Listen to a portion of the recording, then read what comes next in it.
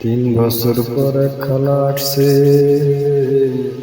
খালার কাছে 3000 টাকা পাই।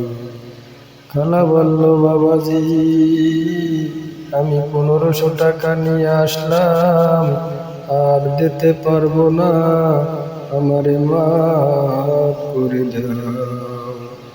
আমি খালাকে বললাম, টাকার মালিক আমি না, আমি তো আপনারে মাফ করতে পারবো না। আমি চাকরি করি, আমার ক্ষমা করার মতো কিছু নাই। আমি মহাজনের কাছে বলবো, তারপর আপনাকে জানাবো কি করা যায় যাতে মহাজন আপনাকে মাফ করে দেয়। প্রিয় ভাইরা, বন্ধুরা, ভিডিওটা কেমন লাগলে অবশ্যই লাইক শেয়ার করে আমাকে জানাবেন।